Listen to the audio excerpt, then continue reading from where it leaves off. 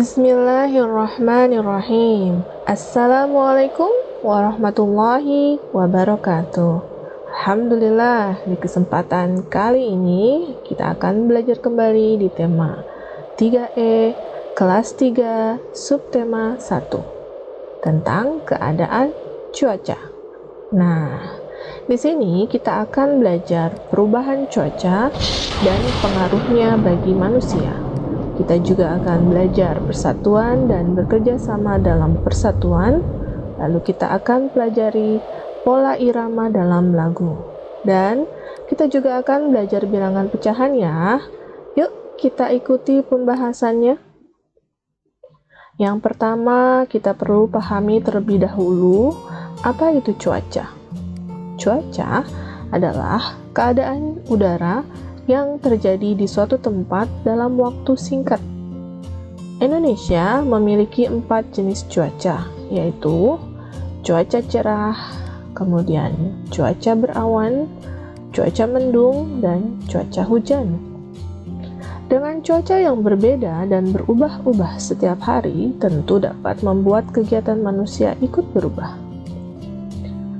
Cuaca cerah terjadi saat matahari tampak bersinar terang, langit tampak bersih atau hanya terdapat sedikit awan. Nah, ketika sinar matahari bersinar terik, maka suhu udara akan terasa panas. Pada saat matahari terbit atau tenggelam, maka langit akan berwarna merah atau kuning terang. Sedangkan pada malam harinya, di langit tampak jelas terlihat bintang dan bulan. Yuk, kita menyanyikan lagu Di Timur Matahari karya dari W.R. Supratman dengan tempo moderato atau sedang.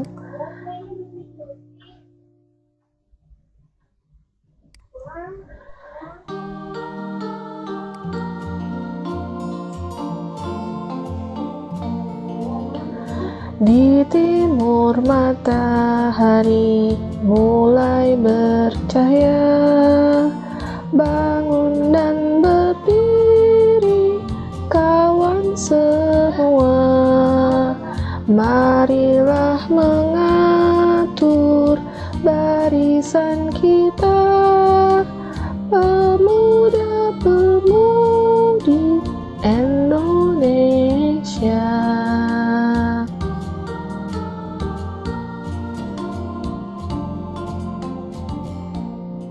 Nah, teman-teman, tahukah lagu ini menceritakan tentang apa?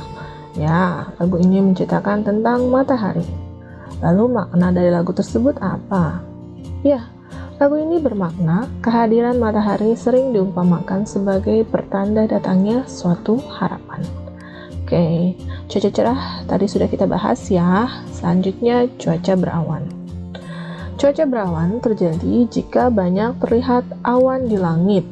Matahari akan ditutup oleh awan sehingga suhu di bumi tidak terasa panas. Cuaca cerah, cuaca berawan sudah kita bahas. Sekarang kita bahas cuaca mendung. Cuaca mendung terjadi saat kumpulan awan semakin membesar dan berwarna kelabu. Inilah cuaca mendung yang biasanya sebagai pertanda sebentar lagi akan turun hujan, sehingga berganti menjadi cuaca hujan. Saat cuaca hujan ini, suhu udara lebih dingin dan sinar matahari tertutup awan. Ada kalanya turunnya hujan disertai petir. Hujan yang demikian itu disebut hujan petir. Petir berupa kilatan cahaya yang menyilaukan di langit, disertai suara menggelegar yang disebut guntur. Petir adalah kejutan listrik yang terjadi dalam sebuah badai petir. Petir berasal dari awan badai yang merupakan sekumpulan besar awan mendung. Petir yang menyambar sangat berbahaya. Hal ini karena petir memiliki suhu yang sangat panas. Oleh karena itu, kita harus berlindung dari bahaya petir dengan cara hindari tanah lapang atau area terbuka. Berada di dalam bangunan adalah satu-satunya cara untuk melindungi diri dari petir. Nah, setelah hujan reda dan langit kembali terang, karena cahaya matahari tidak lagi terhalang awan mendung, ada kalanya pelangi muncul.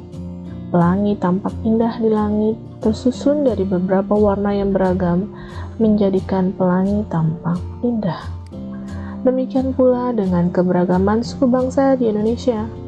Keberagaman warna kulit, rambut, wajah, bahasa, dan budaya melengkapi bangsa Indonesia. Keberagaman suku bangsa Indonesia ini menjadikan bangsa Indonesia sebagai bangsa yang besar. Keberagaman bangsa Indonesia diabadikan dalam semboyan bangsa yang berbunyi Bhinneka Tunggal Ika, yang artinya berbeda-beda tetapi tetap satu jua. Dan kita hendaknya bersyukur karena hidup di tengah keberagaman suku bangsa dengan menjaga persatuan dan kesatuan, yaitu dengan saling menghargai keberagaman yang ada. Yuk, kita nyanyi salah satu hal yang mempengaruhi cuaca, yaitu Awan, yang berjudul Awan Putih, karya A.T. Mahmud dengan tempo moderato atau sedang.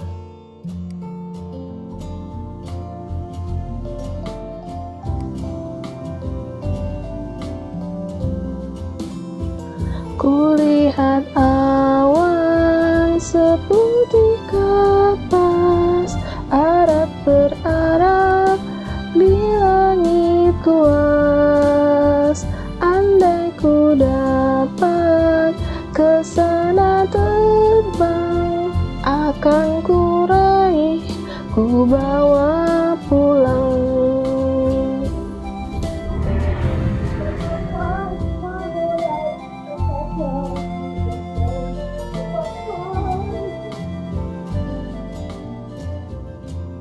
Nah, awan merupakan pertanda cuaca yang dapat kita amati dengan mudah. Saat mengamati awan, ada kalanya kita mendapati bentuk-bentuk awan yang unik. Ada awan sirus, awan yang berbentuk serat seperti ini. Awan sirus tampak berwarna putih seperti kapas dan masih dapat ditembus cahaya matahari. Awan jenis ini tidak akan menimbulkan hujan. Lalu, ada awan cumulus, awan yang berbentuk gumpalan. Bila awan ini menghalangi sinar matahari, awan cumulus tampak bercahaya di bagian tepinya. Awan ini menandakan cuaca akan tetap cerah dan panas. Lalu ada awan yang masih berbentuk gumpalan yang disebut cumulonimbus. Awan cumulonimbus ini merupakan perkembangan dari awan cumulus dengan bentuk menjulang ke atas seperti kubah. Lalu, ada awan stratus, awan yang berbentuk lapisan-lapisan. Awan ini berbentuk kelabu. Jika kita melihat awan berbentuk lapisan di langit seperti ini, tandanya akan turun hujan, berupa hujan gerimis. Apa yang teman-teman rasakan jika berada di suatu tempat yang terhampar perkebunan teh seperti ini? Ditambah hembusan angin yang sepoi-sepoi, ya tentu teman-teman akan merasakan udara yang sangat segar. Nah, udara yang bergerak tersebut adalah angin, sehingga angin merupakan salah satu yang akan mempengaruhi cuaca. Angin memiliki banyak manfaat loh teman-teman. Yang pertama, dengan adanya angin, maka suhu udara akan menjadi lebih segar dan tidak terlalu panas. Angin juga dapat menggerakkan kincir angin yang digunakan untuk membangkitkan listrik. Angin juga dapat dimanfaatkan nelayan untuk menggerakkan perahu layarnya. Tapi apa yang akan terjadi bila angin berembus sangat kencang? Angin yang berembus sangat kencang seperti angin puting beliung misalnya, maka angin akan dapat merusak rumah, bahkan dapat merobohkan pohon-pohon. Oleh karena itu, ketika ada angin kencang, kita harus menghindari bangunan pohon atau apapun yang dapat roboh. Jangan lupa kenakan jaket saat cuaca berangin ya, agar kamu tidak kedinginan dan jatuh sakit. Nah, teman-teman, dalam sebuah cerita terdapat beberapa unsur pembentuk cerita. Unsur-unsur itu adalah, yang pertama, tema. Tema merupakan ide yang menjadi patokan pengembangan cerita. Kemudian unsur yang kedua adalah alur. Alur merupakan jalan cerita berupa peristiwa-peristiwa yang tersusun secara teratur dan saling berkaitan. Lalu unsur yang ketiga adalah tokoh. Tokoh atau pelaku yang muncul dalam suatu cerita. Dan unsur yang keempat adalah latar. Latar merupakan tempat, waktu, dan suasana dalam cerita. Dan yang kelima, unsur yang kelima adalah amanat. Amanat merupakan pesan yang ingin disampaikan cerita tersebut. Selanjutnya kita akan belajar bilangan pecahan. Misalkan, kita memiliki satu batang coklat seperti ini. Kemudian, satu batang coklat ini dipotong menjadi 2 bagian sama besar. Dipotong menjadi 2 bagian sama besar seperti ini ya. Nah, maka ada 2 potong bagian nih. Yang satu bagiannya ini bernilai 1/2 ya. Begitu juga dengan bagian yang lainnya, ini bernilai sama, 1/2. Nah, bentuk angka ini kita baca 1/2 atau bisa dibaca 1/2 atau bisa juga dibaca setengah. Kemudian kita ambil satu batang coklat lagi. Lalu coklat ini kita potong lagi menjadi 3 bagian sama besar. Kita potong menjadi 3 bagian sama besar seperti ini ya. Di sini sekarang kita memiliki 3 batang coklat yang terpotong ya. Nah, maka setiap bagiannya, setiap potongannya ini bernilai 1/3. Yang ini 1/3, dan yang ini juga 1/3, dan yang ini juga 1/3. Dengan cara membaca angka ini adalah 1/3 atau 1/3. Kita coba yang lainnya. Ada satu batang coklat lagi. Kemudian dipotong menjadi 6 bagian sama besar. Nah, ini kita potong menjadi 6 bagian sama besar. Berarti sekarang ada 6 potong batang coklat ya. Maka setiap potongannya bernilai 1/6 ya. Ini 1/6, 1/6, 1/6, 1/6. Kita baca bagaimana?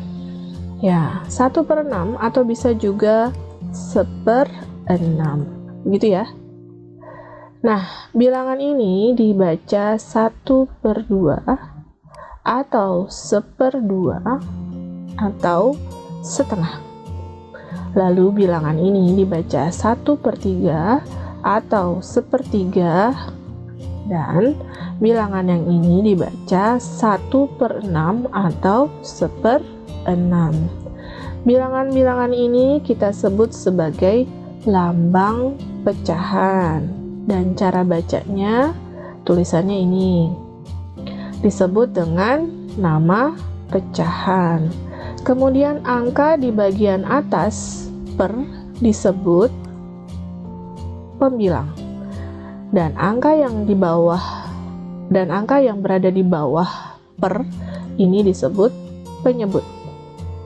Nah, sekarang kita coba contoh soalnya ya.